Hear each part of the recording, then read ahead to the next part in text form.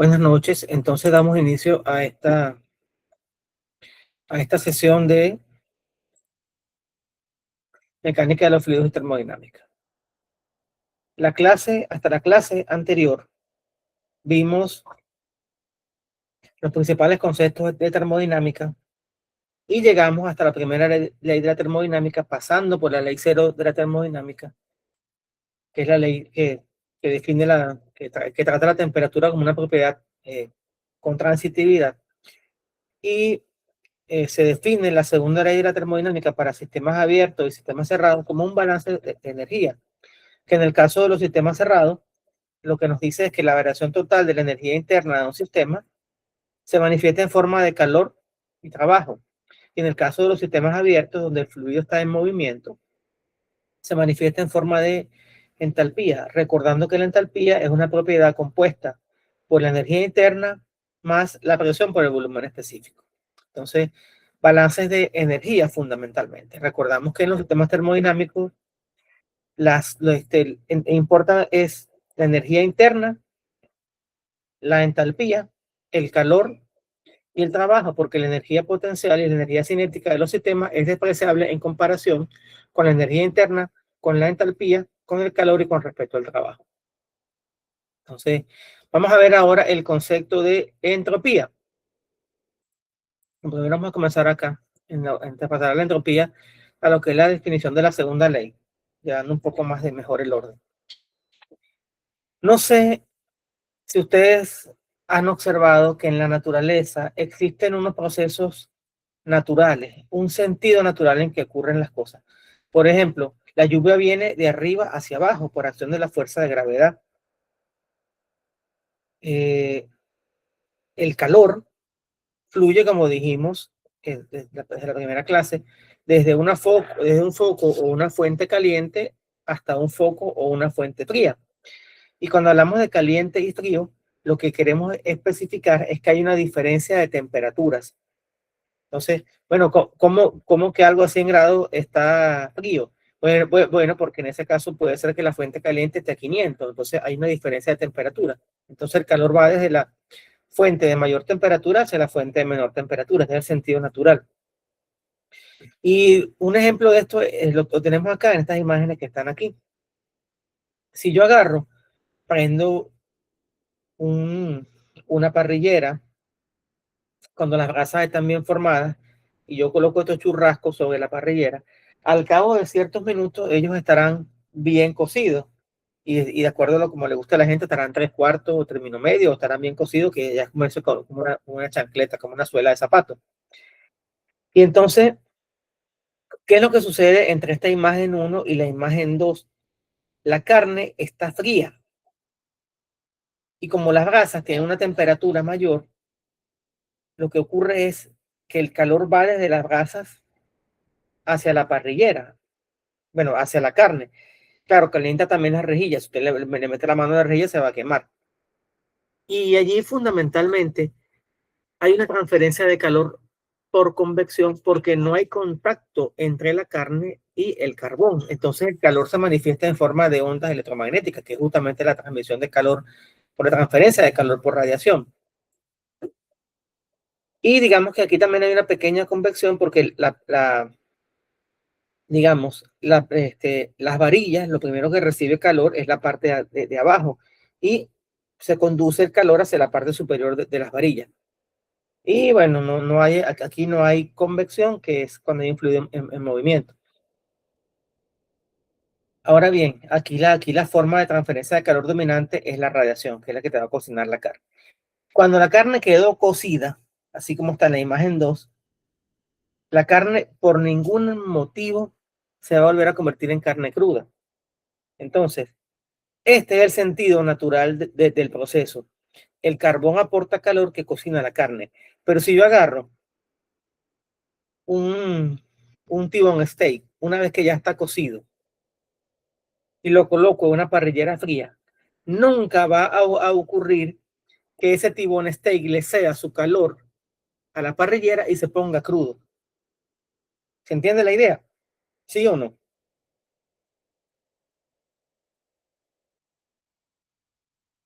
¿Sí o no? ¿Se ha entendido esa idea? Sí, profesor.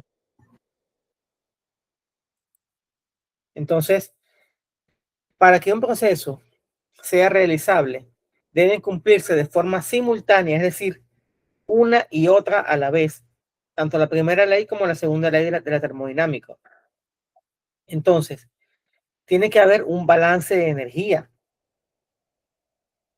y tiene que haber un sentido natural en que suceden los procesos. Entonces, la segunda ley lo que hace es analizar ese sentido natural de un proceso y la calidad de la energía. Para ello se usa una variable denominada entropía, que aquí la estamos denotando con S minúscula, y esa S minúscula indica que es la entropía específica y la entropía total es S mayúscula. Y esa variable entropía está relacionada con el desorden molecular interno. ¿Y qué significa eso? Muchas veces se dice por allí que cuando hay entropía quiere decir que hay desorden. Sí, sí hay desorden, pero no es que uno llegue a una habitación y el cuarto esté hecho un desastre, es que uno va a decir que hay entropía. No es ese tipo de desorden. Es un desorden molecular. Y ese desorden molecular lo que hace es que ocurra una degradación de la energía. Y esa degradación de la energía, a su vez, lo que hace es que no podamos aprovecharla para obtener trabajo. Entonces, la energía se degradó. Si ya la energía se degradó, no se puede convertir en trabajo. Es decir, por ejemplo, no se puede convertir en movimiento. En un estado de equilibrio, los valores que toman los parámetros característicos de un sistema termodinámico aislado son tales que maximizan el valor de una cierta magnitud que está en función de ciertos parámetros llamada entropía. Y para la segunda ley hay un par de enunciados que son equivalentes. El primer enunciado es el de Kelvin-Planck, Kelvin, el mismo de la temperatura, Lord Kelvin. Es imposible que un dispositivo que opera en un ciclo reciba calor de un solo depósito y produzca una cantidad neta de trabajo. ¿Qué quiere decir esto? Que todo dispositivo térmico tiene que operar siempre entre dos fuentes de calor. Por ejemplo, un automóvil. Un automóvil opera una fuente caliente que está representada en este caso por la cámara de combustión interna y por el medio ambiente. Estos son los dos depósitos o las dos fuentes de calor. Y allí, entre esas dos fuentes de calor, entre la cámara de combustión y entre el ambiente, es que se realiza un trabajo mecánico que es el que mueve las llantas del vehículo. Primero, bueno, mueve las llantas delanteras si es un vehículo de transmisión delantera. Y si es trasera, bueno, mueve las llantas traseras con un cardán. Y esto lo que quiere decir es que ningún equipo térmico puede tener una eficiencia del 100%. Antes de entrar a esto, voy a detenerme un poco en eso último que está acá. ¿Han escuchado ustedes hablar que los motores eléctricos son más eficientes que los motores térmicos? ¿Sí o no? Sí, profesor, es lo que dice. Y no es que lo dicen por decir, es que la realidad. ¿Quién más? Adelante, que no los puedo ver. Si hay un comentario, por favor, adelante. No, sí, profe, soy yo, Brian. Sí, nada más para comentar, según lo que, bueno, se me enseñó, que el motor de combustión interna es uno de los componentes menos eficientes que existe. O sea, su fuerza a la salida de la volante es un 33% más o menos de toda su fuerza, o sea, de toda su energía que genera, pues. No sé si esto lo recuerdo bien o ya se me Sí, olvidó. así vamos. Tal vez los valores hayan cambiado un poco, pero para que tengan una idea, un motor de gasolina de un automóvil puede tener una eficiencia térmica que va de un 25% a un 35%. O sea que hay un 70 o 60, hay un 70 o 65% de energía que se pierde en alguna parte. Y los motores diésel, que son más eficientes que los motores a gasolina, un buen motor diésel, el mejor, un Cummins, ¿cómo se llama? Un Perkins, un Caterpillar.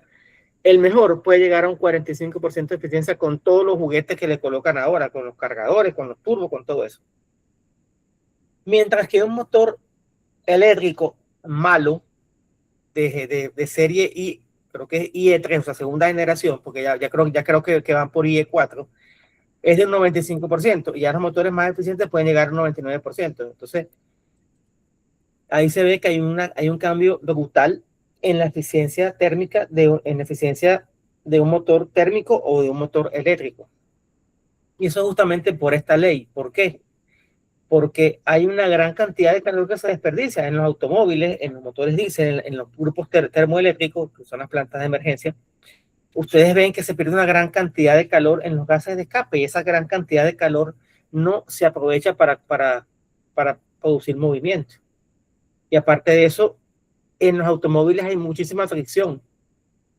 Entonces, pierdes calor en los gases de escape, tienes fricción, de tal manera que ahí son pérdidas, y esas pérdidas lo que hacen es que tú no puedas obtener más potencia a la salida del motor, a la salida del eje o a la volante, como tú dijiste.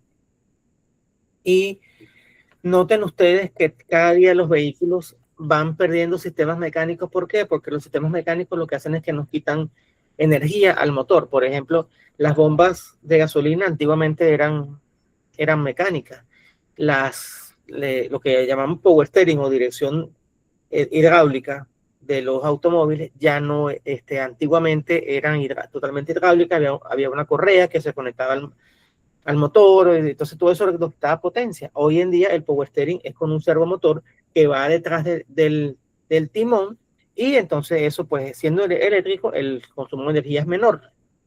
El alternador nos quita potencia, el compresor nos quita potencia, la bomba de gasolina, la bomba de refrigerante, todos esos elementos mecánicos nos quitan potencia. La única bomba que queda prácticamente mecánica es la bomba de aceite, porque las bombas hoy en día son eléctricas, las bombas de combustible. Entonces, ¿es por qué? Porque esos son dispositivos que le quitan energía al motor.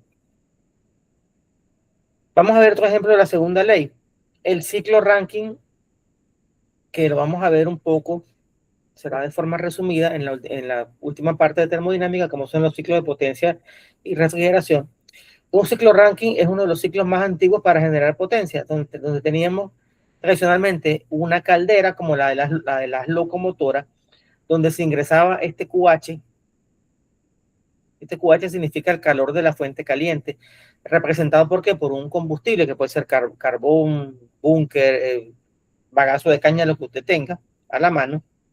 Entonces aquí se generaba por ese vapor, que puede ser vapor saturado o vapor sobrecalentado, impulsa una turbina donde se hace la expansión de ese vapor que viene en una alta presión, al final sale a una presión baja.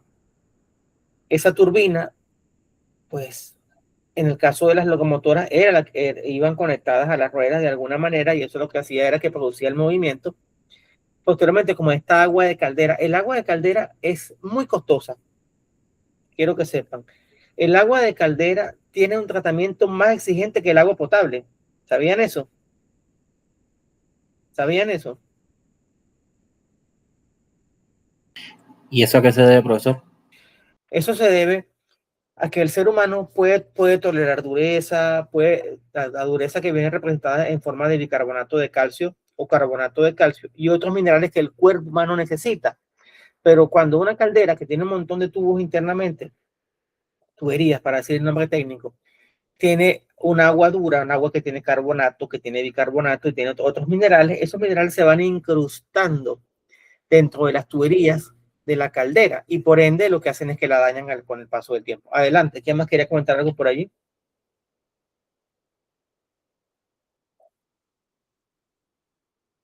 Bueno, entonces como esta agua de caldera es tan costosa, yo la debo recuperar. La recupero en un condensador. Un condensador lo que hace es que expulsa calor al medio ambiente.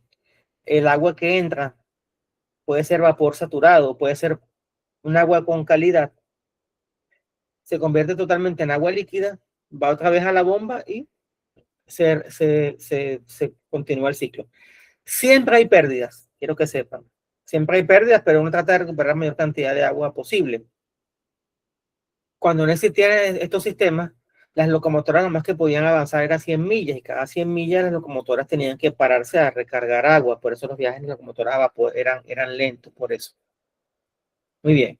Entonces, Lo cierto es que la eficiencia de este ciclo es el trabajo neto que realiza el sistema, y el trabajo, ¿quién lo produce? Lo produce la turbina, pero la bomba es un dispositivo que consume energía.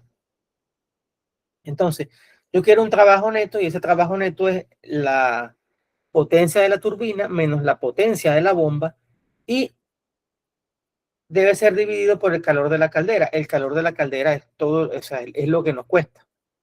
Entonces, nosotros queremos potencia, una potencia neta, y eso nos cuesta una cantidad de combustible.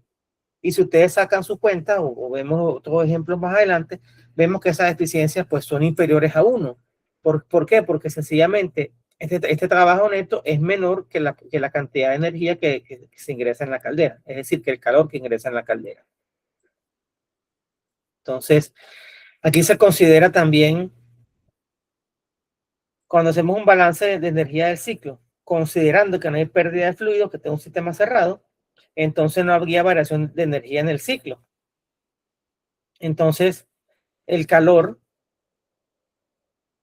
es igual al trabajo. Ajá. Pero resulta que este trabajo también se puede calcular como, mejor dicho, este es la variación en el calor, porque esto es el calor que entra menos el calor que sale. Entonces el trabajo del calor que entra menos el calor que sale también. Y eso es justamente lo que yo les decía hace rato. Este calor que sale, fíjense usted que hemos llamado aquí QL, que L significa low en inglés. Lo que me está diciendo es que hay una pérdida de trabajo hacia el medio, de calor hacia el medio ambiente, y ese calor que yo pierdo en el medio ambiente me impide producir más trabajo. Ejemplo, el calor de los gases de escape de los vehículos es una energía que se está perdiendo. Este calor en el condensador que se transfiere al medio ambiente, porque si el refrigerante es el agua, el agua se calienta y eso cuando llega a un río, eso es lo que hace que se pierda ese calor no se va a poder aprovechar. Entonces, siguiendo la nomenclatura de ese ejemplo anterior, el calor de la caldera es el calor de la fuente caliente, mientras que el calor del condensador es el calor de la fuente fría. Y si dijimos que el trabajo neto es el calor de la caldera menos el calor del condensador, y lo dividimos por el calor de la caldera, nos queda esta expresión. Esto es 1 menos QL entre QH. Y como QL entre QH es menor que 1, con eso hemos demostrado que la eficiencia es menor que 1. Y aquí tenemos algunos ejemplos de eficiencia térmica. Motor de combustión interna de gasolina de un 20 a un 30%. Bueno, ya hoy en día hay motores hasta un 35%. Porque mientras más electrónica tienen los motores, ¿qué sucede? Que el sistema de control es mucho más eficiente y por ende tú vas minimizando las pérdidas. Por ejemplo, tienes una computadora que te da, que la inyección es al momento, entonces que de acuerdo al régimen que está llevando el vehículo, cambia la combinación de aire y combustible para que la eficiencia térmica sea mayor. Una central termoeléctrica, sobre todo cuando es el ciclo combinado, podemos hablar de eficiencia entre un 30 y un 60, un 33 y un 60%. Mientras que un motor eléctrico malo puede llegar a un 95% de los malos, porque ya van por un 99%. Y aquí está otro enunciado que fue formulado por el señor Clausius para la segunda ley. Dice así: es imposible construir un dispositivo que opere en un ciclo sin que produzca ningún otro efecto que la transferencia de calor de un cuerpo de menor temperatura a otro de mayor temperatura. Entonces, no puedes construir un dispositivo donde una fuente fría haga trabajo y descargue calor hacia una fuente caliente. Entonces, nos están diciendo que hay un ciclo natural en el cual ocurren las cosas. Se tiene una máquina térmica, esa máquina térmica recibe calor de una fuente caliente y descarga una fuente fría. Lo contrario nunca ocurre, que es justamente lo que es el enunciado de Clausius. Aquí tenemos un ejemplo. Fíjense, aquí tenemos una central nuclear y en la central nuclear el combustible puede ser uranio, energía nuclear. Y ese reactor nuclear lo que va a hacer es que va a calentar agua para convertirla en vapor y después hacer un ciclo Rankine tradicional, bueno, con regeneración o con recalentamiento para que sea más eficiente que un ciclo tradicional que donde las pérdidas eran mucho mayores. Entonces, aquí usted tiene que usted le transfiere a la caldera 80 megawatts de calor y usted rechaza hacia un río 50 megawatts. Entonces, ¿qué quiere decir esto? Quiere decir que de los 80 megawatts que estamos ingresando a la caldera en forma de combustible, estamos perdiendo 50. Por tanto, el calor que podemos, el trabajo que podemos generar, en resumidas cuentas, es 40 menos 50, 30 megawatts. Entonces, las pérdidas son muy grandes en estos ciclos de, ¿cómo se llama? En estos ciclos térmicos. Entonces, bueno, lo que se hace es que se mide la eficiencia. Aquí está. La eficiencia es 1 menos el calor de la fuente fría entre el calor de la fuente caliente y te da un 37%. Si se descargan 50 megawatts al río, esto como una reflexión, esto eleva la temperatura del agua en el punto de descarga y puede ser muy dañino para la flora y la fauna acuática. Esta máquina descarga un 62% de energía calorífica al ambiente. ¿Es posible aprovechar ese calor? Bueno, sí es posible porque hay lo que es la regeneración, pero nunca vamos a dejar de perder calor. Siempre hay que perder calor. Y aquí fíjense que hay unos dispositivos que se llaman las torres de enfriamiento, y esas torres de enfriamiento son unos condensadores gigantescos que parecen edificios, donde puedes tener un chorro de agua fría que vaya en sentido contrario al vapor, y también tienes como unos radiadores gigantescos donde la convección natural por la brisa se encarga también de contribuir a disipar el calor. Aquí tenemos un ciclo tradicional con una locomotora a vapor. En un ciclo Rankine tradicional se tiene que la caldera requiere 210 megawatts y el intercambiador emite 120 megawatts al medio ambiente. Determine la eficiencia térmica del ciclo. Bueno, sacar una cuenta muy sencilla y te dan 42%. Y en este caso, de todo ese calor que tú ingresas, tú pierdes un 57% que le transfieres al medio ambiente. Y esto ya lo dije, que el agua para las calderas es costosa. Y que en las locomotoras antiguas era necesario recargar el agua cada cierto tiempo, aproximadamente cada 100 millas, es decir, 160 kilómetros. Aquí está un retrato del señor Rankine, que es a quien le debemos este ciclo. Y hay maneras de mejorar la eficiencia del ciclo Rankine tradicional. Por ejemplo, aquí tenemos un ciclo Rankine con recalentamiento y vamos a ver cómo funciona esto. Partiendo de que tenemos aquí el agua líquida, pasamos el agua por una bomba, la bomba, eleva el agua a la presión de trabajo de la caldera, ingresa acá, es convertida en vapor, ingresa hacia la turbina. En este caso tenemos una turbina de 2 etapas.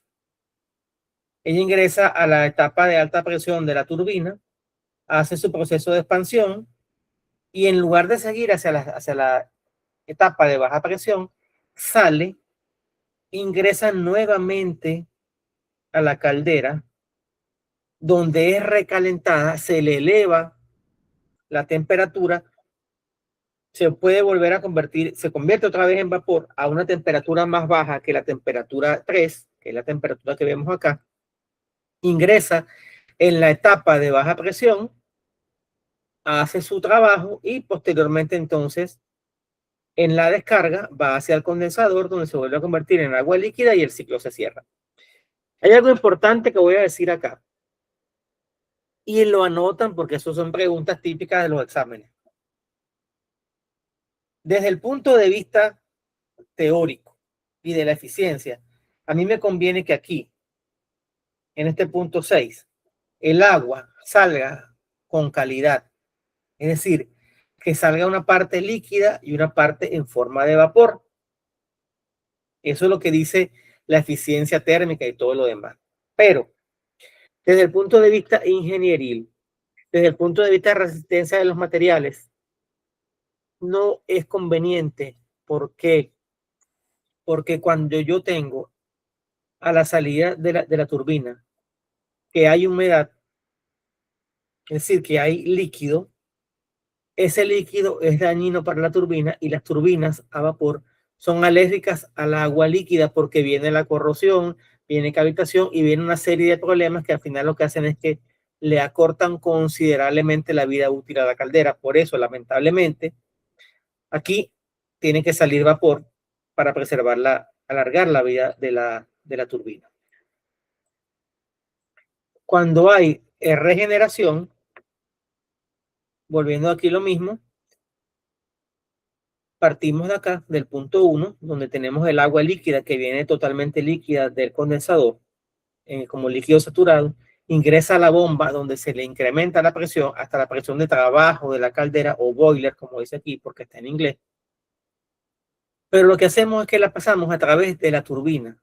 Y como en la turbina hay un contraflujo con el vapor, entonces este líquido, este fluido que viene por aquí por 2 y llega hasta 3, se va calentando a medida que atraviesa la turbina, porque va en contraflujo con el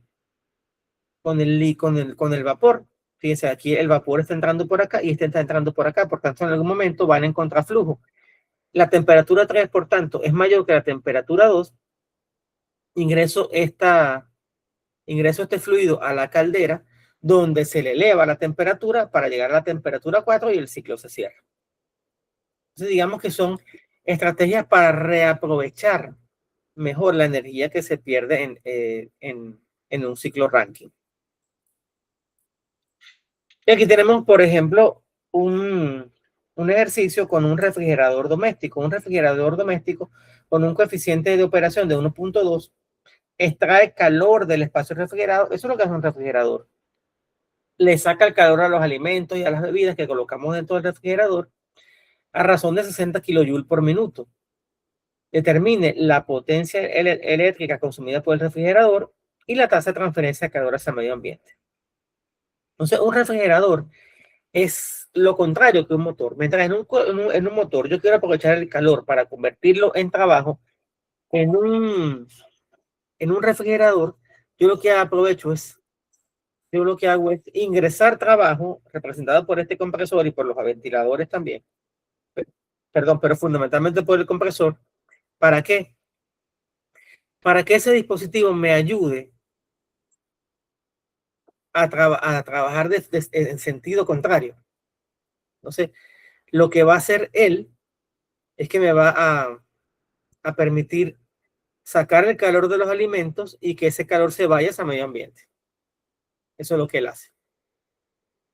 Entonces, en un refrigerador, el líquido refrigerante absorbe el calor contenido en la parte interna del refrigerador, que es el calor de los alimentos y las bebidas, y lo expulsa a través de un intercambiador de calor hacia el medio ambiente.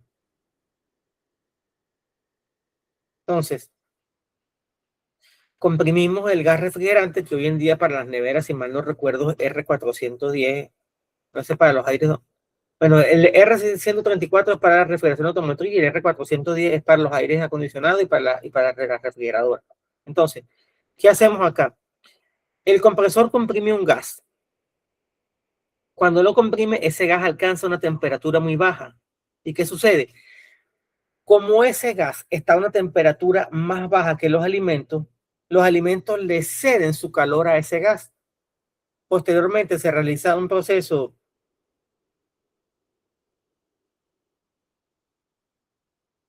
estoy leyéndolo al revés. Comprimo un gas, ¿sí? Cuando ese gas se comprime, alcanza una temperatura muy baja y se evapora. Posteriormente se realiza un proceso de expansión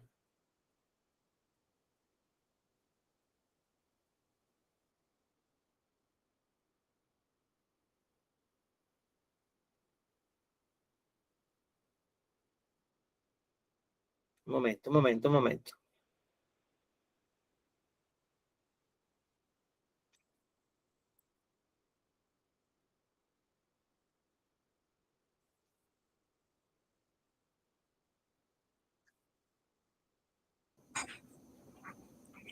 Profe, debería ser, creo que, bueno, estudié refrigeración, así que Sí, creo sí, que podría, por primero favor. del compresor a alta presión, llega al condensador, se transforma a líquido, después se expande y entonces al expandirse se convierte en vapor saturado, Vapor líquido y saturado. vapor, y después llega al evaporador donde todo ese ya se convierte a gas y entonces ahí hace la transferencia de calor.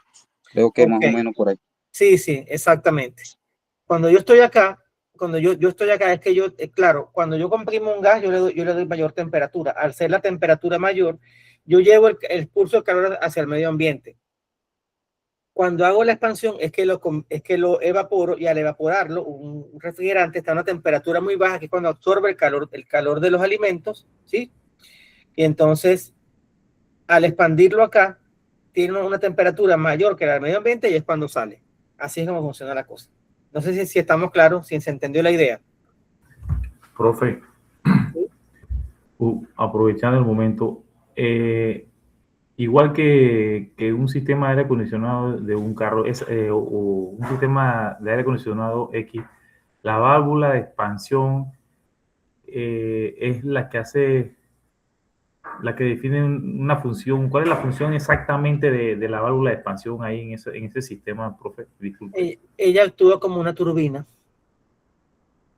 porque fíjate, cuando tú sales del compresor, el gas viene con una alta presión, ¿sí?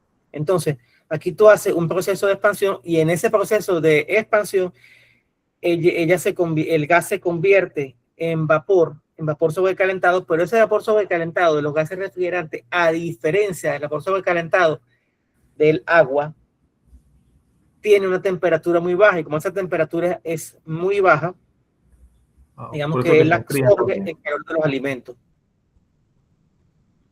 Por eso que se enfría después. Claro, porque estos alimentos que pueden estar a 25 grados, y este refrigerante que puede estar a una temperatura mucho más baja, suponte que esté a menos algo, suponte que esté a menos 30. Hay un flujo, el flujo de calor va desde de los alimentos, que en ese caso es la fuente caliente, hacia él, que es la fuente fría. O sea, aquí él es la fuente fría. ¿Por qué? Porque es donde el gas refrigerante está a la temperatura más baja. Entonces, lo que hacemos es, cuando lo comprimimos, es que le elevamos la temperatura. Al elevarle la temperatura, él está a una temperatura mayor que la del medio ambiente, que puede ser de 25 a 35, 40 grados Celsius, y por eso es que ese calor escapa hacia el medio ambiente. Entonces, la válvula de expansión es análogo a una turbina. El compresor, bueno, comprime el gas. Podemos decir que es análogo a la caldera, porque le está dando energía a ese fluido. ¿Estamos ahora? ¿Sí o no? Ok. El compresor actuaría como la bomba en el caso anterior. El compresor actúa más bien como la turbina, como la caldera, perdón, porque es lo que le da más energía al sistema. Ok.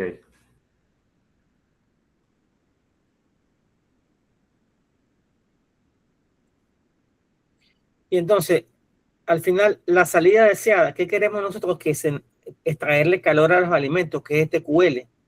Y la entrada es el calor que se expulsa al medio ambiente menos el calor acá, el calor que sacamos de los alimentos. Entonces, la salida deseada son estos 60 kilojoules por minuto, porque me dice que el refrigerador extrae 60 kilojoules por minuto. Aquí está. Y como el coeficiente de operación se define como en la entrada, salida deseada entre la entrada requerida, tenemos entonces que dividimos 60 entre 1.2, y eso me da 1.12 HP aproximadamente. Este es un compresor muy viejo, este es un compresor que tiene una eficiencia muy mala. Y finalmente, como sabemos la potencia del compresor,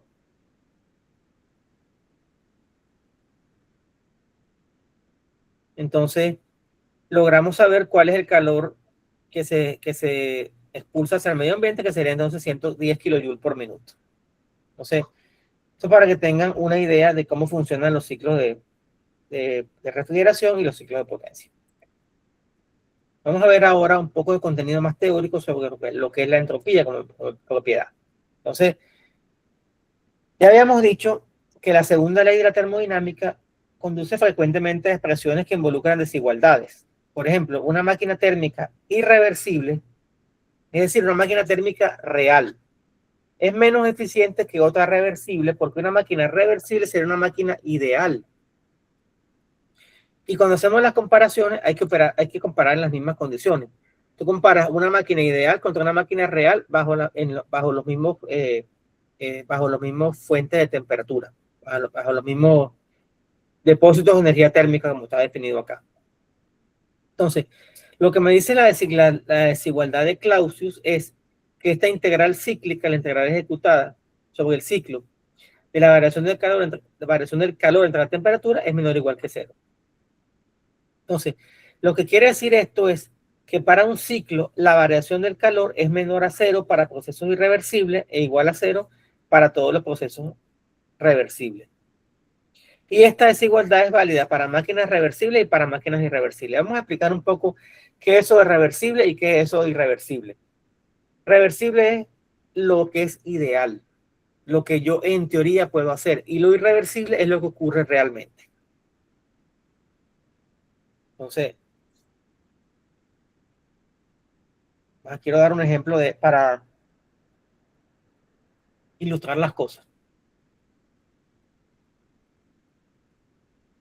Por ejemplo, en un dispositivo ideal, yo no tendría fricción. ¿Y eso es cierto o eso es falso? ¿Qué creen ustedes? Falso. Falso, porque por mucho que yo tenga un excelente lubricante, por mucho que yo tenga buenos sistemas de control, por mucho que yo tenga los mejores materiales, nunca voy a poder evitar las pérdidas de energía. Nunca voy a poder reducir la fricción. ¿Sí? ¿Está clara la idea? Entonces, eso es un dispositivo ideal. Y el otro concepto que tenemos que saber es también, voy a poner acá el cargador, que se me está descargando la computadora, es que por muy aislado que esté un sistema, con el mejor aislante, y cada día los aislantes son mejores, antiguamente se utilizaba fibra de vidrio y las personas de la vieja guardia vimos bastantes ductos recubiertos con fibra de vidrio. Hoy en día hay cualquier cantidad de sustancias mejores que la fibra de vidrio, cualquier cantidad de aislante. Entonces, por muy aislado que esté una tubería, por muy aislado que esté un ducto de aire acondicionado, siempre hay pérdida de energía. Siempre la tendencia natural es que se escape, que el frío se escape. O mejor dicho, que el calor ingrese a calentarte la tubería porque tú quieres circular agua helada en un chiller, donde tú quieres circular aire frío en un aire acondicionado central, o en las tuberías de estas de cobre que se utilizan en los aire acondicionados tipo split. Fíjense ustedes que siempre hay que colocarla aislante. ¿Estamos? ¿Sí o no?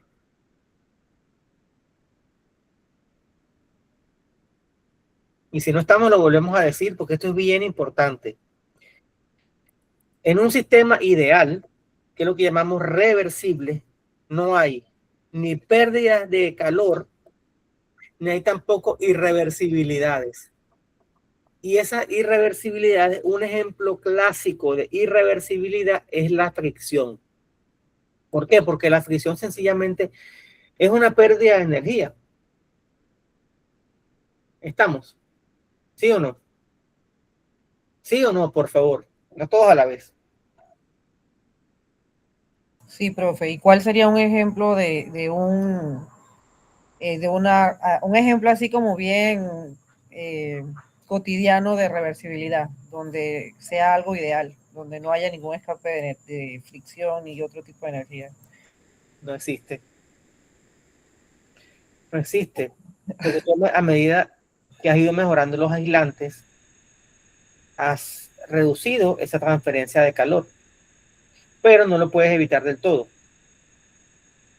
A medida que has ido mejorando los lubricantes, fíjense, yo no sé de qué año nacieron ustedes, pero cuando yo estaba niñito, esos vehículos americanos que tenían los abuelos, que eran los carros que usaban en esa época, usaban un aceite monogrado que era SAE 50. ¿Y qué aceite usan los vehículos hoy en día? Podemos estar hablando de un 5W30, ¿cierto? Entonces es un aceite multigrado, que esa W significa winter. Quiere decir que cuando estamos en invierno, la viscosidad mínima de ese aceite es 5. Entonces, eso es cuando el aceite está frío, su viscosidad es 5. Entonces, porque la viscosidad es en función de la temperatura. Entonces, cuando más caliente está un aceite, puede circular más fácil por una tubería. Entonces, la viscosidad, digamos que es función de la temperatura. La viscosidad lo que significa es, digamos que, podemos explicarlo como esa pegajosidad de un fluido.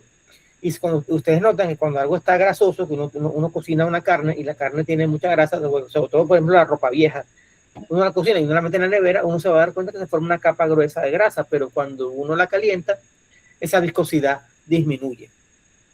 Entonces, ese aceite, por ejemplo, 5W30, que es una exageración que usarlo en el clima de Panamá, no, es un aceite que es multigrado. Es un aceite cuya viscosidad mínimo, cuando está en una temperatura alta, puede ser 5, que es una viscosidad baja. ¿Sí? Y el 30 quiere decir que es una viscosidad alta, que es cuando el carro está en frío. Entonces, si usted agarra al carro y le pone un aceite de viscosidad mayor, hay una mayor resistencia a la circulación por las tuberías, por los orificios de lubricación, por tanto se trabaja más forzado. Por tanto, si su carro dice 5W30, usted use 5W30 desde el día 1 hasta el día que lo venda. El que venga después que haga lo que quiera, pero hay que respetar mucho la viscosidad de los aceites. Hay una gran cantidad de mitos por ahí que dicen que no, que si el carro está viejo tiene desgaste, que poner un aceite más viscoso. Totalmente falso. Eso es una gran mentira, porque usted está forzando, porque los conductos, hay desgaste en lo que es el pistón, en lo que es el juego que se da entre el pistón y el cilindro. Pero la bomba de aceite no cambia, los conductos no cambian y las tuberías de lubricación tampoco cambian. Entonces hay que mantener la viscosidad con la cual el fabricante le dijo. No hay que inventar. Profe, diga. Una pregunta que se dice por ahí así a lo empíricamente, que la gente comenta, siempre he escuchado esto, que muchos le suben el tipo de aceite porque dice que como Panamá es un país demasiado caliente y esos carros vienen con unas especificaciones para países donde prácticamente los climas son un poco más frescos que acá, pues. Sí, claro. Porque un 10W30 está diseñado para ciertos, me imagino que para climas más frescos, y cuando le ponen un 10W30 en un tranque a las 1:12 del mediodía, pues por ahí por la transísmica es la temperatura calienta, eso que lo va a diluir más de lo que es, ¿no? Pienso yo. Eso es una buena pregunta. ¿Ves? Por eso que justamente es un aceite multigrado. 30 cuando está en frío. Es 10 la viscosidad mínima y 30 la viscosidad máxima. 30 cuando está en un clima muy frío. Pero resulta que la temperatura que tiene el aceite no es la temperatura ambiente. El aceite tiene 3 funciones en un sistema. Número 1, es lubricante, indiscutiblemente que es lubricante. Pero hay gente que dice, no, el aceite nada más que es un lubricante. Tiene un gran error conceptual porque nunca estudiaron estas cosas. El aceite tiene 3 funciones. Primera es la lubricación, la segunda es actúa como un refrigerante del motor, absorbiendo calor también, por eso el aceite se pone tan caliente.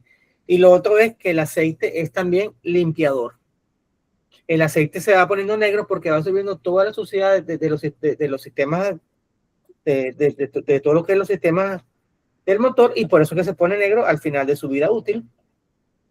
Entonces es un error conceptual eso que dice mucha gente. Si su manual le dice 5W30, es 5W30. Si le dice 10W30, 10W30 es 10W30. Yo tenía un carro que era 20W50, fue 20W50 desde el día 1 hasta el día que lo vendí. Después tuve uno que era 15W40, fue 15W40. Después tuve un 10W30, ahora voy por 5W30. ¿Y esto por qué? Porque cada día la rectificación es más fina. y por eso te demanda un aceite más fino. Ya, cuando en la época de Henry Ford los aceites eran mucho más viscosos. Henry Ford el fundador, no Henry Ford II ni Henry Ford III. ¿Estamos? Ok. Entonces ahí no entraría la altura en cuestiones de temperatura, ¿no? Cuando eso No se sé, calienta igual. porque el aceite está trabajando es con la temperatura del motor, no con la temperatura ambiente. Pero bueno, son los mitos. Mitos que Sí, se son dan. mitos, son que la gente no. Mitos, son mentiras. Ya yo no las discuto, pero yo si estoy enseñando a unos futuros ingenieros, tengo que decirles las cosas como son. No les puedo decir mentiras. Yo no discuto, yo dejo que los mecánicos hablen, que la gente diga, que digan, y yo me quedo callado. Ya, yo no discuto esas cosas.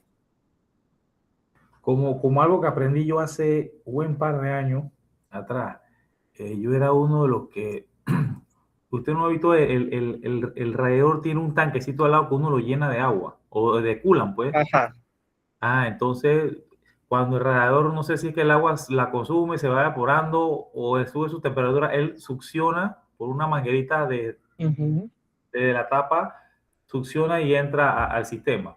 Bien, ¿qué es lo que hacía yo? Como había mucho más espacio, llenaba siempre ese botecito hasta arriba. Hasta que una vez un amigo me dice, ¿por qué lo llenas hasta arriba? Porque él tiene una línea, o sea, como 2 pulgadas más abajo de llenarse hasta el borde, mucho más, como 3. Ahí dice el máximo. Hasta ahí tú lo llenas. ¿Por qué? Porque el espacio que le deja es para que cree la función de que pueda succionar el agua y así pueda entrar al sistema si la necesitas. Si tú lo llenas, no va a hacer esa función, la tapa no se va a activar y no va a ser bien nada que tú cargues esa cosa llena. Sí, señor. Ahí entendí eso. Y de ahí para adelante, todas las especificaciones de motores, máquinas y donde te metido, si tiene una línea de mínimo y un máximo, siempre lo respeto. Hay que respetarlo. No se debe pasar de la máximo, ni tampoco debe dejar que baje de lo mínimo. Y lo otro es, si su carro usa coolant verde, use coolant verde. Si su carro usa coolant naranja, use coolant naranja. Si su carro usa coolant rosado, use coolant rosado. Por el amor de Dios, no le pongan agua. El agua no es que no se pueda colocar. Se puede cuando hay una emergencia. ¿Estamos de acuerdo? Pero si un radiador, o mejor dicho, un sistema de refrigeración completo no bota agua, no bota líquido, bueno, usted póngale siempre el coolant. Es normal que el coolant se consuma. Es normal que el coolant se degrade. Hay que cambiarlo cada cierto tiempo. A cada año, cada 2 años, a veces no se cambia, pero bueno. No use agua, porque el agua no es desmineralizada, por lo que expliqué anteriormente con el tema de las calderas. El agua no es desmineralizada. Si consigue agua desmineralizada, perfecto. Antes, cuando los aires viejos de ventana, ¿qué hacían? Agarraban y recogían el agua de esos aires, porque esa es un agua desmineralizada que usted la puede utilizar para el radiador y para las baterías. Esa es un agua de muy buena calidad, porque esa es un agua que viene de la condensación de un ciclo de refrigeración. Esa es un agua prácticamente destilada. ¿Sí? Entonces, destilada es la frase, profe. Sí, es un agua destilada. Yo usé esa agua para echársela a las baterías cuando se le quitaban los taponcitos de arriba. Exactamente. Hace unos 15, 20 años atrás. Ya eso no se practica. No, eso no se usa ya porque han cambiado las cosas.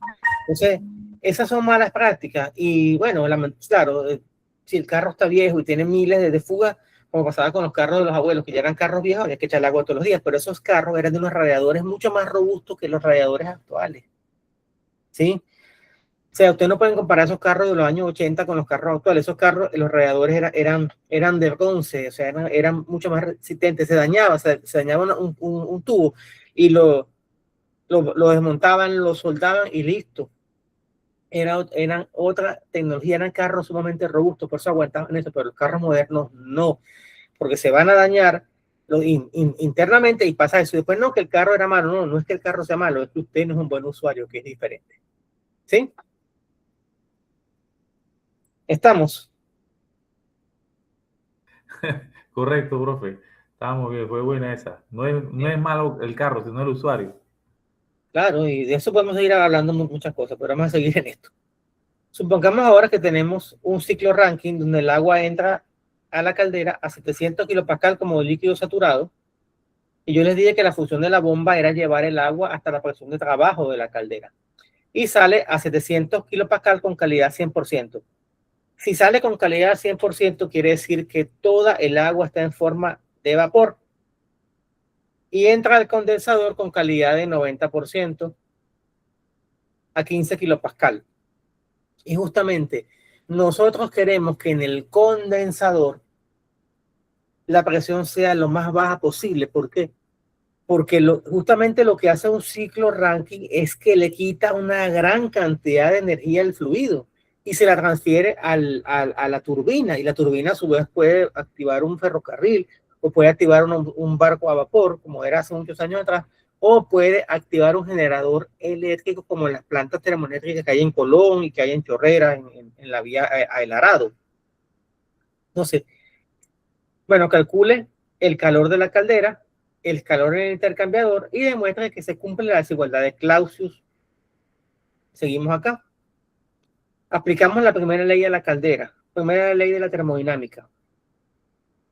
Entalpía de entrada, entalpía de salida, perdón, menos entalpía de entrada es igual a el flujo másico por el calor. En una caldera no hay trabajo. Recuerden que la ley de la termodinámica para sistemas abiertos es variación de entalpía igual a calor menos el trabajo, pero como una caldera no hace trabajo, entonces, y como el flujo másico en este caso es el mismo, entalpía de salida menos entalpía de entrada es igual al calor. En una caldera, y esto anótenlo también, la entalpía de salida, que es esta flecha roja, va a ser mayor que la entalpía de entrada. ¿Por qué? Porque justamente lo que hace una caldera es darle energía al fluido. Y esa energía viene de una fuente de calor externa que hemos dicho anteriormente, que es el carbón, que es el diésel, que es el búnker, que es el gas natural, el bagazo de caña, la cascarilla de arroz, lo que usted tenga. Para la entrada, sabemos que tenemos líquido saturado 700 kilopascal. Y entonces nos vamos a la tabla de saturación porque es vapor saturado y líquido saturado a la misma presión. Entonces vemos que en la entrada el agua que entra como líquido saturado tiene una entalpía de 697,20 y a la salida tiene 2763,50, y es lógico. La función de una caldera, vuelvo y repito, es darle energía al fluido para que se pueda expandir después de una turbina. Bueno, hablando de un ciclo Rankine, porque también se usan las calderas para cocinar en las plantas industriales o en el proceso de desinfección en diferentes industrias, como o en los hospitales, por ejemplo, se usan calderas para eso. Pues no sé si han ido alguna vez a la sala de máquinas de un hospital y tienen una caldera, y entonces esa caldera alimenta los cuartos de esterilización y alimenta también las cocinas con unas grandes ollas que llamamos marmitas. Seguimos entonces. El calor sería Q igual a entalpía de salida menos entalpía de entrada, y lo que hago es sacar una cuenta y me da estos 2000 kilojoules por kilogramo que tenemos acá. Y entonces la temperatura de la salida es de 438.12 Kelvin. Esto debe ser grados Celsius, no debe ser Kelvin. Bueno. No, si es Kelvin, perdón, es Kelvin. Luego, si queremos saber el calor que se pierde hacia el medio ambiente, hay que tener siempre esto en cuenta. En un condensador hay una pérdida de calor hacia el medio ambiente. Por tanto, el líquido sale con una entalpía más baja que el fluido cuando entró. ¿Estamos claros? Siempre, siempre, siempre el agua líquida a una presión determinada va a tener menor energía que el agua a la misma presión, pero si está en forma de líquido vapor. Porque justamente lo que hace el condensador es que recibe un vapor saturado o un agua donde tengo la fase líquida y la fase de vapor, le quita calor, lo transfiere al medio ambiente, esa agua sale en forma líquida y al salir en forma líquida ha perdido energía. Y eso es justamente lo que hacemos. Vamos a la tabla a 15 kilopascal con 90% de calidad.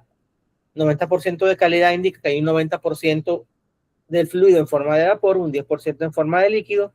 Se calcula la entalpía a la entrada, que es 2361 kilojoules, y a la salida es sencillamente la entalpía del líquido saturado, que es 225. Entonces, el calor en el condensador es entalpía de salida menos entalpía de entrada, y es 2135,83 kilojoules por kilogramo, con signo negativo. Y tiene signo negativo, ¿por qué? Porque estamos perdiendo el calor está saliendo del sistema. Recordando que en la primera ley de la termodinámica, cuando el calor entra al sistema, el calor es positivo. Cuando el calor sale del sistema, el calor es negativo. Y cuando el trabajo entra al sistema, cuando el trabajo sale del sistema, es positivo, porque estás aportando trabajo. Y cuando entra al sistema, es negativo porque estoy consumiendo trabajo, como los compresores y como las bombas que consumen trabajo. Y los ventiladores también. Adelante. Profesor, una consulta. Yo viendo videos y tutoriales de cómo resolver los problemas, me salían tutoriales era como un signo de menos, pero era ovalado en las respuestas. Era como un signo de menos, pero era ovaladito. Entonces, entonces ellos explicaban como que eso se ponía como cuando la respuesta no era exacta, como que si tú redondeabas tenías que poner ese signo, una cosa así. Bueno. Es la conversión que están usando. Claro, hay redondeo, es válido.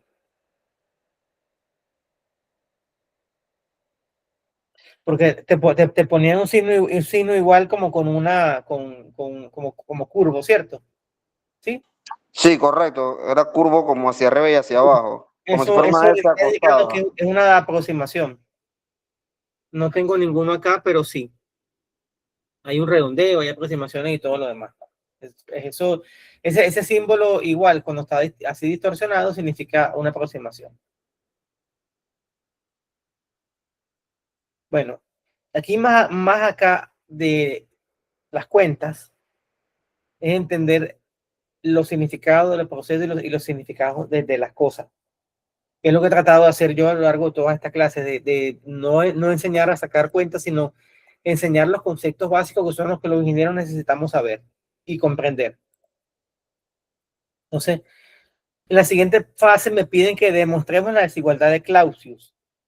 Es decir, la integral de todo el ciclo del calor entre la temperatura y la temperatura en Kelvin. Muy importante. Entonces, hay dos puntos donde hay calor.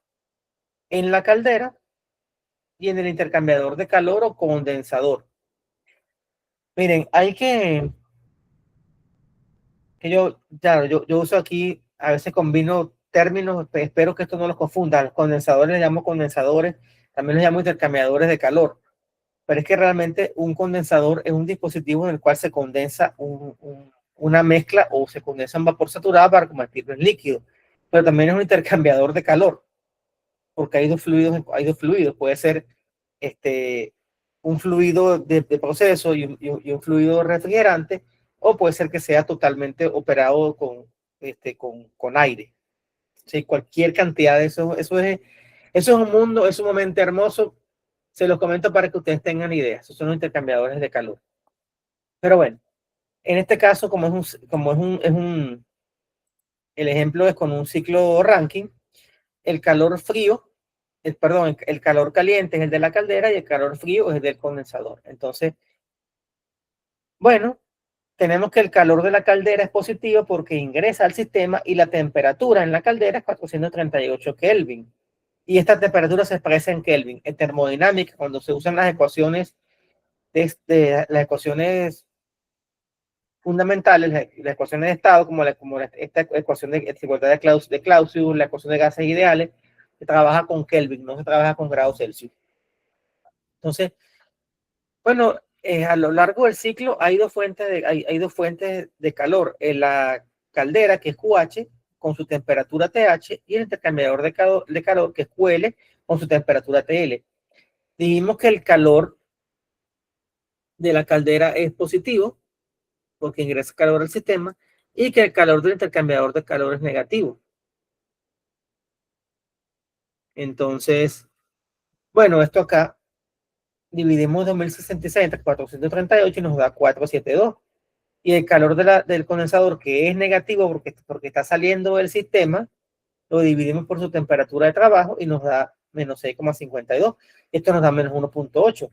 Y justamente la desigualdad te dice que esta integral cíclica es menor que 0, menor o igual que 0, y a nosotros nos da 1,8 negativo, que es menor que 0. Entonces este ciclo es irreversible, y si es un ciclo irreversible, es un ciclo real. Aquí tenemos ahora lo que es una definición de entropía, un poco formal y rígida matemáticamente.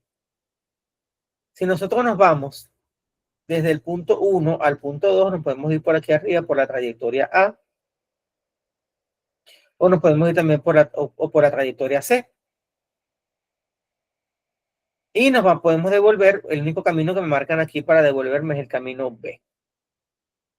Entonces, la variación total de calor entre temperatura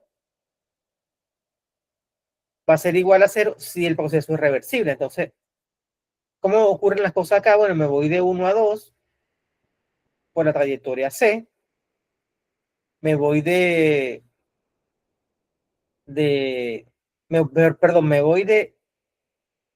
me voy de 1 a 2, de 1 a 2 por la trayectoria C, es decir, me vengo por acá. Y me devuelvo por la trayectoria B, que va desde 2 hasta 1. ¿Sí? Y eso es igual a 0. Y eso tiene que ser lo mismo que yo me vaya por aquí, por el camino A, que es esto que está acá, y me devuelvo por el camino B. Entonces, sin importar el camino que sigamos, siempre esta variación del calor con respecto a la temperatura en todo ciclo va a depender únicamente de los estados iniciales y los estados finales. Entonces, eso es la propiedad que llamamos entropía. Y la entropía surgió para explicar esas pérdidas de energía por fricción o disipación que no pueden transformar todo el calor en trabajo útil. Entonces, la entropía está asociada a las irreversibilidades y por tanto la entropía, como dijimos hace rato atrás, que es una medida de la degradación de la energía, está asociada a las irreversibilidades. Y las irreversibilidades entonces marcan esas pérdidas que impiden que podamos convertir calor en trabajo. Entonces, cuando la variación de entalpía es igual a esto que está acá y que a su vez es igual a 0, decimos que el ciclo es reversible. La entropía generada durante un proceso se llama generación de entropía y se denota por S generada. La diferencia entre el cambio de entropía de un sistema cerrado y la transferencia de entropía es igual a la generación de entropía. De manera que la entropía generada, al final de cuentas, es la variación de entropía del sistema más la variación de entropía de los alrededores y es mayor o igual que 0. Siempre el universo tiende a un incremento en la entropía, un incremento en el desorden molecular que impide que transformemos todo ese calor en trabajo aprovechable. Entropía para una sustancia pura es una propiedad que ustedes pueden conseguir también. Fíjense que estas son las tablas de termodinámica de la tabla B.1.2 del Van Weylen que ustedes tienen publicados allí en su aula virtual. Fíjense que tenemos la entalpía del líquido, la entalpía del vapor y la entalpía de la diferencia, HFG. Y tenemos también la entropía. Entonces, la entropía es una propiedad también que nos ayuda a resolver los problemas de ciclos termodinámicos. Principio de incremento de entropía se puede resumir de la siguiente manera. Cuando la entropía generada es mayor que 0, el proceso es irreversible. Cuando la entropía generada es igual a 0, el proceso es reversible. Y cuando la entropía es menor que 0, el proceso es imposible. Entonces, en lo que yo les decía, y como lo reversible es lo ideal, entonces la entropía generada siempre hay una generación de entropía. Un pequeño repaso de balance de masa y energía. Tenemos aquí una turbina. Como ejemplo, vamos a leer lo que dice aquí arriba. Cuando tenemos un volumen de control, es importante estar claro con la forma correcta de aplicar la primera ley y los balances de masa. Supongamos que tenemos una turbina alimentada por dos calderas distintas. Muy importante esto acá. Este flujo rojo que vemos acá, flechas rojas, no se mezclan con el flujo negro. ¿Y esto por qué? Bueno, porque usted puede tener turbinas que tengan diferentes etapas y cada etapa tiene una alimentación diferente, sin ningún problema. O sea, piensa en una turbina como un edificio. Una turbina en una planta de generación eléctrica es un edificio. Un edificio de varios pisos y cada piso puede significar una etapa. Entonces, si nos dicen que las flechas rojas corresponden a un flujo MA y las flechas negras corresponden a un flujo MB y la turbina produce un trabajo determinado W o W, como dicen en España, el flujo MA tiene su entalpía a la entrada y a la salida. Es decir, el fluido que hemos representado con rojo tiene una energía de entrada y una energía de salida. Y el fluido negro, que es MB, tiene también una entalpía de entrada y una entalpía de salida. Entonces, apliquemos la primera ley. Tienes aquí las suposiciones. Suponemos que la turbina es adiabática. Y recuerdo, esta suposición de que una turbina es adiabática no quiere decir que no exista pérdida de calor. Lo que quiere decir es que la pérdida de calor es insignificante. Es despreciable. ¿Por qué? Bueno, porque a medida que han avanzado las tecnologías, yo puedo colocarle mejores sistemas de aislamiento a las turbinas para que no se tenga pérdida de calor. No sé si ustedes han visto una planta eléctrica antigua y una planta eléctrica moderna. Las plantas eléctricas viejas que tienen 20 años no venían encerradas en unos gabinetes. Las plantas que ustedes pueden ver de hace unos años para acá vienen encerradas en unos gabinetes que aparte de eso reducen el ruido. No sé si las han visto o no, igual que los compresores. Esos equipos cada día se diseñan para que sean menos ruidosos. Bueno, lo mismo es con los sistemas de aislamiento térmico. Cada día se diseñan materiales novedosos. ¿Para qué? Para reducir las pérdidas de calor. Y por eso que esencialmente decimos que una turbina es adiabática, que un compresor es adiabático y que una bomba es adiabática. Cada flujo entra y sale por separado, es decir, no se mezclan los fluidos. Entonces, hacemos un balance de energía. ¿Quién aquí es S de salida? ¿Quién sale? Este flujo de acá está saliendo con su entalpía de salida. Este flujo de acá también está saliendo con su entalpía de salida. Aquí está.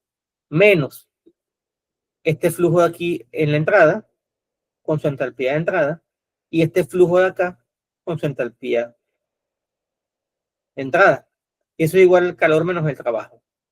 Dijimos que la turbina es adiabática, por tanto el calor es 0. Y de esta manera, después yo hice acá un cambio de signo, podemos calcular entonces el trabajo de la turbina.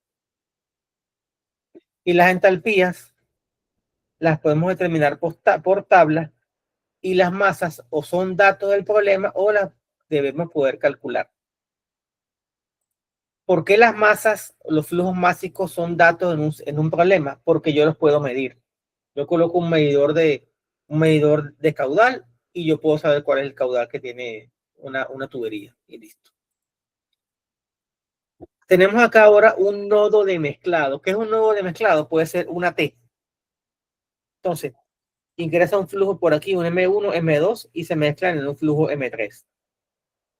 Aquí en un nodo de mezclado no hay trabajo,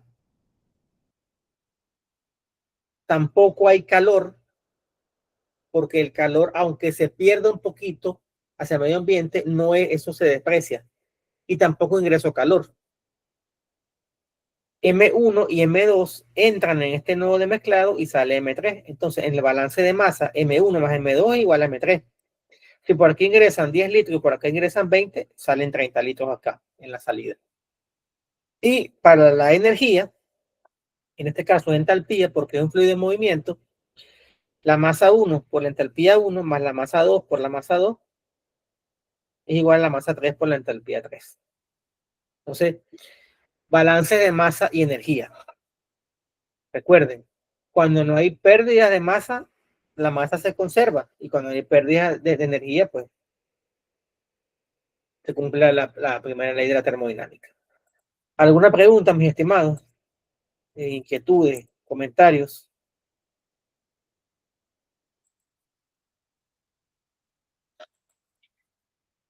¿Qué les parecen estos temas?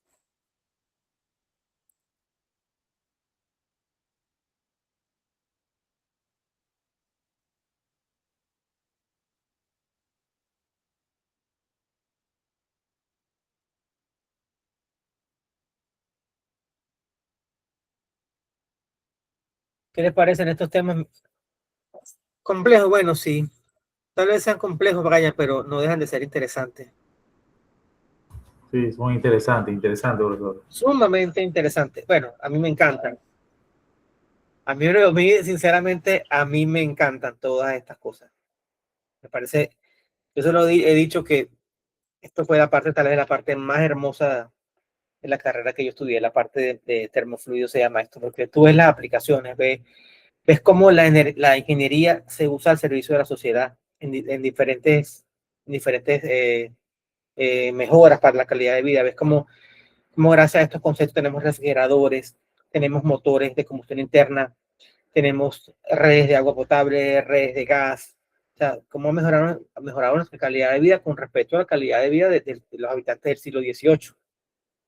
Entonces, por eso me parece tan interesante todos estos conceptos.